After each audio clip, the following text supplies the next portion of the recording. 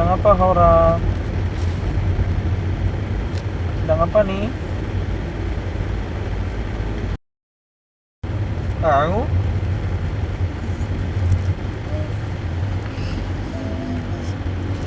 Yang kenceng.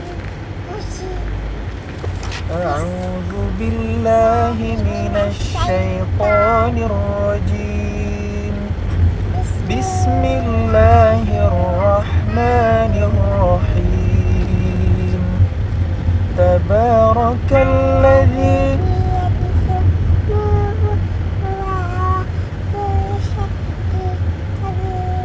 تبارك الذي بيده الملك وهو على كل شيء قدير الذي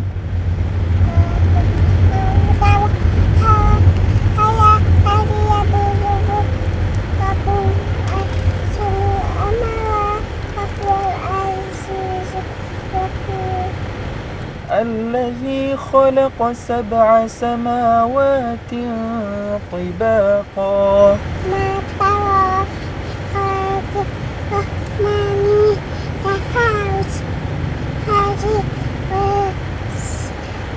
فارجع البصر هل ثم ارجع البصر كرتين ينقلب إليك البصر خاسئا وهو حسير ولقد زينا السماء الدنيا بمصابيح وجعلناها رجوما للشياطين وأعتدنا لهم عذاب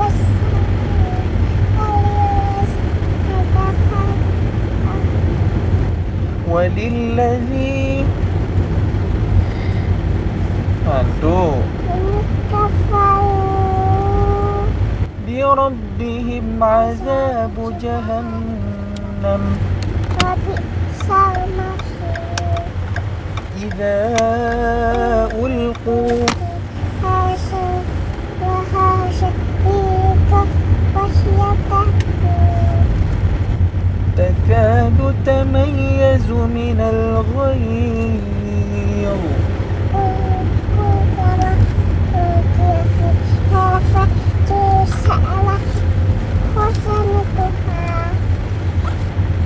سألهم خزنتها ألم يأتكم نذير قالوا بلى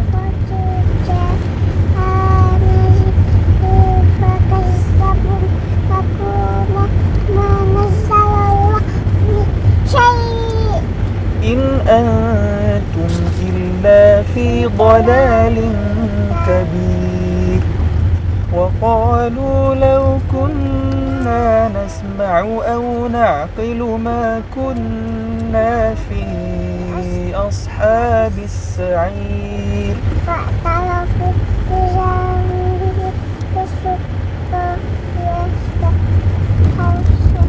لأصحاب السعير إن الذين يخشون ربهم بالغيب لهم مغفرة وأجر كبير وأسروا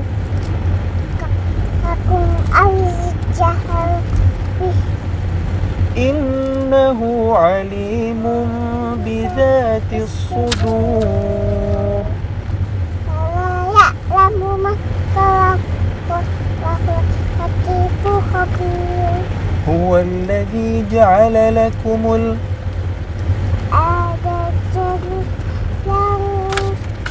يمشوا في مناكبها وكلوا رزقه وإليه النشور أأمنتم من في السماء أن يخسف بكم الأرض وإذا هي تمور أم أمنتم من في السماء أن يرسل عليكم حاصبا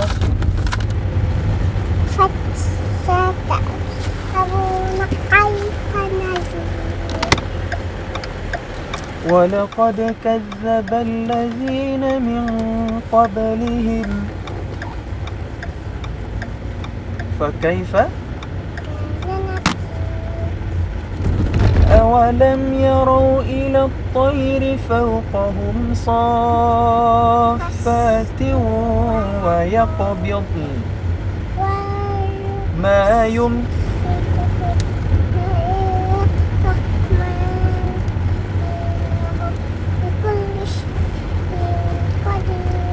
بصير إنه بكل شيء بصير أمن هذا الذي هو جند لكم ينصركم من دون الرحمن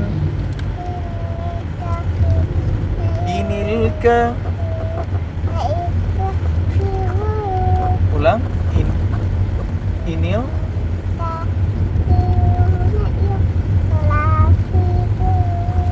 أمن هذا الذي يرزقكم إن أمسك رزقه بل لجوا في عتو ونفور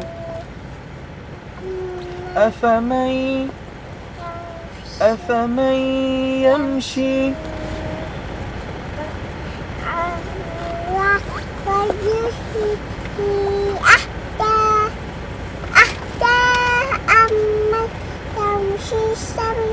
سويا على صراط مستقيم قل هو الذي أنشأكم وجعل لكم السمع والأبصار والأفئدة قليلا ما تشكرون قل هو الذي ذرأكم ويقولون متى صادقين ngaji dulu. Mana ngajinya? Lanjut ya. Qul innamal wa innama ana nadhirun mubin. Ulang. Qul innamal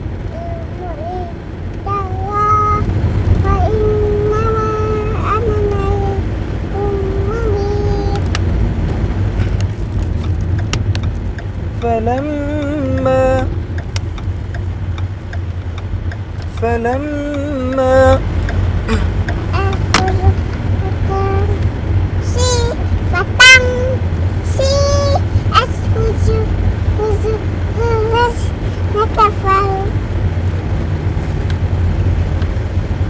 وقيل هذا الذي كنتم به تدعون قل أرأيتم إن أتاني الله ومن معي رحمنا فمن جئتك من عذاب أليم قل هو الرحمن آمنا به وعليه توكلنا فستعلمون من قل أرأيتم قل أرأيتم إن أصبح ماؤكم فمن يأتيكم بماء معين. Coba ulang. Faman ya'tikum. Kenapa nih? Tatel. Pakai yang bagus jilbabnya. Alhamdulillah udah selesai murajaah al-mulknya. Tapi Hora kok suaranya nggak dikeluarin, kayak malu-malu.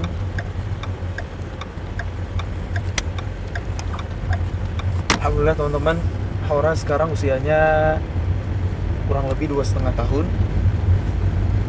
Memang secara kurikulum, secara tahapan, kalau mau ngajarin anak Quran itu lebih dulu ngajarin imannya. Idealnya begitu ya, seperti yang dilakukan oleh Rasulullah SAW kepada para sahabat ya.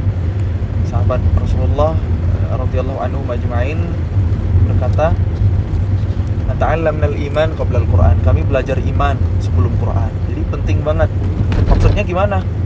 Ayat-ayat yang turun di Mekah sebelum Nabi hijrah ke Madinah, ayat-ayat Makkiyah ya. Karakternya itu pendek-pendek, tapi repetisinya banyak. Jumlahnya banyak, repetisinya sering. Jadi dialog iman dengan anak itu harus gitu. Harus sering, intensif, tapi dengan hal-hal yang sederhana.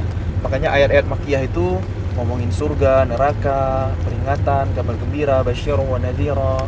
Jarang banget turun ayat-ayat perintah, larangan, syariat di Mekah. Nanti baru di Madinah. Nah, Nabi dakwah di Mekah itu 13 tahun.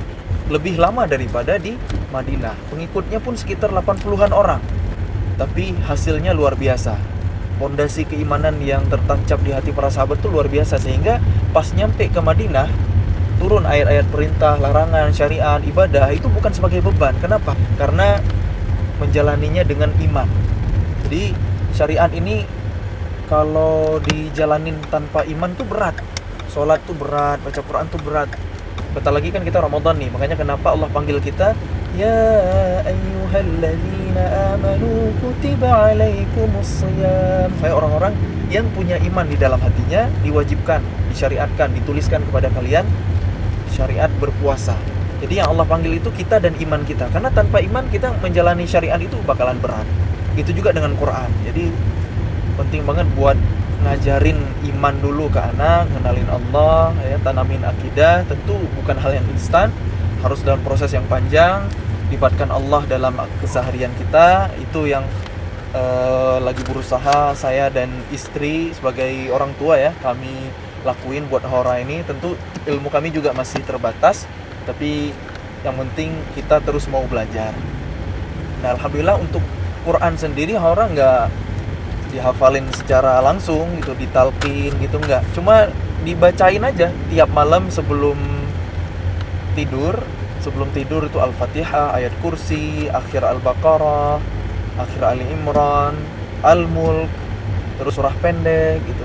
Qul innamal ilmu indallah wa innama ana nabiyyun bin falamma fatangsi atsudu khusu hasina kafaru wa qila hadza alladhi kuntum bihi tad'un قل أرأيتم إن أهلكني الله ومن معي himana فمن يجير kafina min azabin alim. rutin tiap malam. Alhamdulillah pelan-pelan Haura jadi hafal ya. Untuk ukuran anak 2,5 tahun senangkepnya dia lah. Walaupun belum fasih, dia udah bisa nangkep pelan-pelan. Masya Allah, tabarakallah. Itulah mukjizat dari Allah ya, bahwa Quran itu udah dijamin kemudahannya. Di Quran surah Al-Qamar ayat 17, ayat 22, ayat 32 sama ayat 40-nya Allah berfirman dengan ayat yang sama. Allah ulang-ulang sebagai penegasan. وَلَقَدْ يَسَّرْنَا الْقُرْآنَ لِلذِّكْرِ فَهَلْ مِن مُدَّكِرٍ. Telah kami mudahkan Al-Quran sebagai pelajaran, untuk dihafal, untuk diingat. Adakah kalian menjadi bagian orang yang mempelajarinya? Walaqad yassarnal Qur'an. Yusrun itu artinya mudah. Ada juga dalam bahasa Arab itu sahlun. Maknanya mirip-mirip dengan yusrun, mudah juga. Bedanya apa? Kalau yusrun itu mudah yang mutlak, tanpa tapi, tanpa kecuali. Kalau sahlun mudah, tapi masih relatif, masih terbatas. Contoh, belajar bahasa Arab. Belajar bahasa Arab itu mudahnya sahlun. Buat anak kecil yang lahir besar di Arab, usia balita, usia 5 tahun udah lancar fasih ngomong bahasa Arab. Itu mudah buat anak itu. Tapi buat kita yang bahasa ibunya bukan bahasa Arab, kita butuh effort lebih buat belajar. Nah, itu bahasa Arab, sahlun mudahnya. Tapi kalau Quran, Allah sampaikan yusrun, walaqad yassarnal Qur'ana lidzikr fahal mim muddakir. Telah kami mudahkan Al-Quran untuk dipelajari, untuk dihafal, untuk diingat. Adakah kalian menjadi bagian orang yang mempelajarinya, mengingatnya, menghafalnya?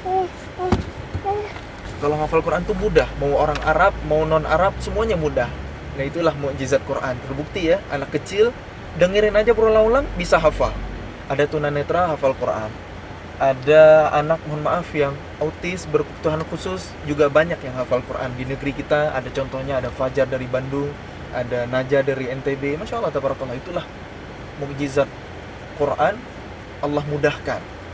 Nah, ya, kita yakin nggak dengan jaminan Allah ini bahwa Quran ini mudah? Kalau kita yakin, mudah-mudahan Allah kasih kemudahannya buat kita, buat teman-teman semuanya, supaya semoga kita dimudahkan dengan Quran. Tinggal kitanya mau apa enggak. Wallahu a'lam bishawab. Assalamualaikum warahmatullahi wabarakatuh.